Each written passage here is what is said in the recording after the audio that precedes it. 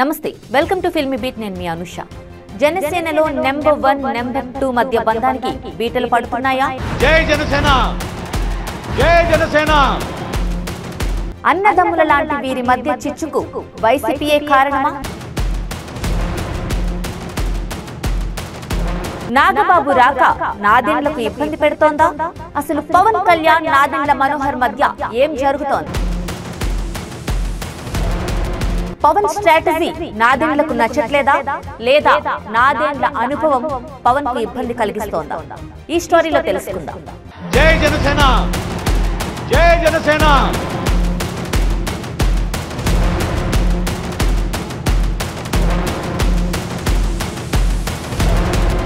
Janasena party అంటే మొదట గుర్తుకు వచ్చేది అధినేత పవన్ కళ్యాణ్ అయితే తరువాత స్థానంలో నాదెండ్ల మనోహరే కనిపిస్తారు.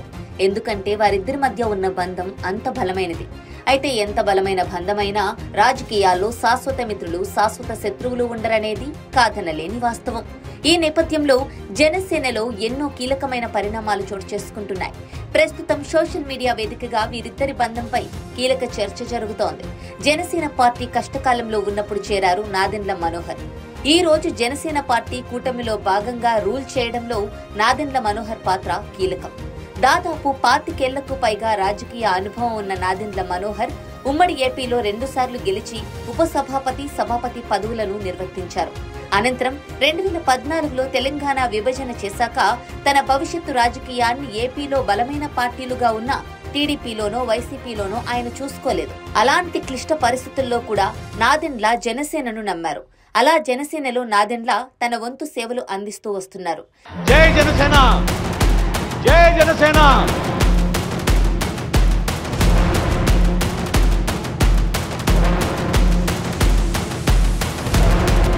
ఇక 2019లో జనసేన ఓటమి చవిచూశాక ఆ పార్టీ నుంచి చాలా మంది బయటకు వెళ్లినప్పటికీ నాదెండ్ల జనసేనను వదిలిపెట్టలేదు. దానికి కారణం పవన్ కళ్యాణ్ పై ఆయనకు ఉన్న నమ్మకం అనుకోవచ్చు, లేదా పవన్ ఐడియాలజీతో నాదెండ్ల ఐడియాలజీ మ్యాచ్ అయిందని కూడా చెప్పొచ్చు. అలా పవన్ ఆలోచనలు, ఎత్తులు, వ్యూహాలకు నాదెండ్ల ఎప్పుడూ సపోర్ట్ గా ఉన్నారని చెప్పడంలో ఎటువంటి సందేహం లేదు. ఈ ఇద్దరు కలిసి 2024లో జనసేనను అధికార కూటమిలోకి భాగస్వామ్యం చేయడంలో కీలక పాత్ర పోషించారు. అటువంటి నాదెండ్ల మనోహర్ కి పవన్ కి మధ్య గ్యాప్ వచ్చిందని అందరూ చర్చించుకుంటున్నారు. అయితే జనసేన అధికారంలోకి వచ్చాక పార్టీలో చేరికలు పెరిగాయి. మరి ముఖ్యంగా వైసీపీ నుంచి పెద్ద ఎత్తున నాయకులు జనసేనలో వచ్చి చేరుతున్న పరిస్థితి. ఇక అలా వస్తున్న వారిని అందరినీ తీసుకోవాలని పవన్ భావిస్తున్నారట. అయితే వచ్చిన వారిని అందరినీ తీసుకుంటే జనసేన ఇబ్బందుల్లో పడుతుందని, మళ్లీ కొత్త సీసాలో పాత సారా మాదిరిగా ఉంటుందని నాదెండ్ల ఈ చేరికలను విభేదిస్తున్నారని అంటున్నారు. ఈ క్రమంలో ఉత్తరాంధ్ర నుంచి ఒక వైసీపీ కీలక నేత జనసేనలో చేరేందుకు దాదాపుగా రంగం సిద్ధం చేసుకున్నారని తెలుస్తోంది. ఆయనకు వైసీపీతో ఎలాంటి సమస్య లేనప్పటికీ తన రాజకీయ భవిష్యత్తు కోసం జనసేనను ఆశ్రయిస్తున్నారట. అంతేకాదు గోదావరి జిల్లాకు చెందిన మరో సీనియర్ నేత, కాపు నాయకుడు కూడా జనసేనలో చేరేందుకు రెడీ అంటున్నారు. ఇక ఇద్దరి నాయకుల చేరికల మీద నాదెండ్ల అభ్యంతరం తెలుపుతున్నట్లు వార్తలు వస్తున్నాయి.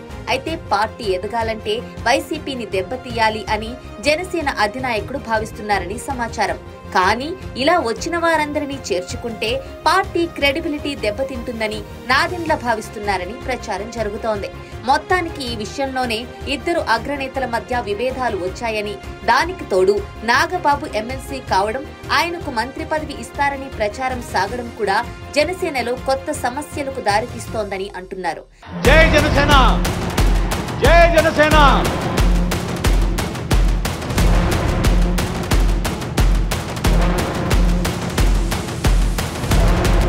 ఇక ఈ ప్రచారంలో వాస్తవం ఎంతో పక్కన పెడితే నాదెండ్ల పవన్ కళ్యాణ్ కి దూరం అయితే అది జనసేన పార్టీకి తీరని లోటవుతుంది అని చెప్పడంలో ఎటువంటి సందేహం లేదు.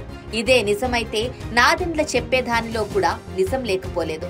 విలువలతో కూడిన రాజకీయం చేస్తానని మొదటి నుంచి చెప్తున్న పవన్ ని నమ్మి జనం ఓటేశారు. మరి పవన్ కళ్యాణ్ అధికారం వచ్చాక పార్టీ ప్రయోజనాల కోసమో లేదా తన రాజకీయ భవిష్యత్తు కోసమో అవే విలువలకు తిలోదకాలిస్తే జనం హర్షించరు.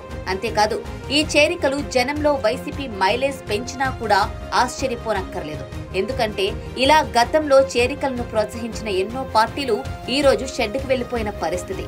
అందుకే ఈ విషయంలో జనసేనాని తనకంటే అనుభవజ్ఞుడైన నాదెండ్ల మాట వింటే మంచిదని రాజకీయ విశ్లేషకులు అభిప్రాయపడుతున్నారు.